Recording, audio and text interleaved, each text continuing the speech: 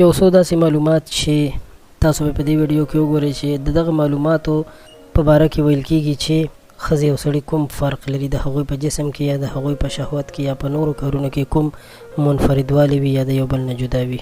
دغه معلومات به تاسو ته درکوم. درنو دوستانو، د ټولو نه اول کومه خبره چې زموږ په معاشره کې کېږي چې ښځې د سړو په نسبت باندې ډېرې زر شوق کې راځي، نو دغه خبره هم غلطه ده. د سړو په نسبت باندې ښځې دومره شوق نه لري.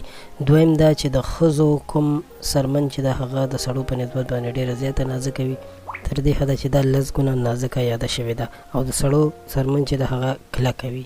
دریم دا چې د ښځې وجود چې کوم دی هغه لچکدار وي، یعنې د هغې په وجود کې یو لچک وي، او د سړو وجود چې دی هغه دومره لچکدار نه وي. او څلورم دا چې د ښځو خوب چې کوم دی هغه بیخي کچه وي، کمزوره وي. په دې وجه باندې چې کله د هغوی وړوکی ماشوم ژاړي نو هغه ورسره هم راپاڅېدلی شي. خو د سړو خوب په دې نسبت باندې بیا ډېر پوخ وي. کله چې هغوی یو ځل وده شي نو بیا د هغوی راپاڅېدل لږ مشکل وي او ناممکن شانتې هم وي.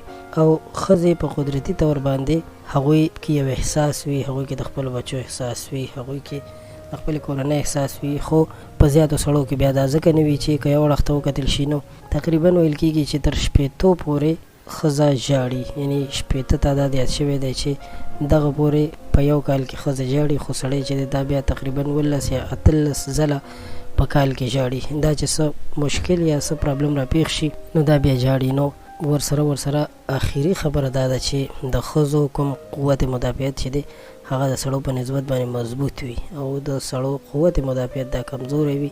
نو قدرمنو، موږ غوښتل چې دا معلومات تر تاسو در ورسوو. پښتو پوسټ چینل ضرور سبسکرایب کړئ.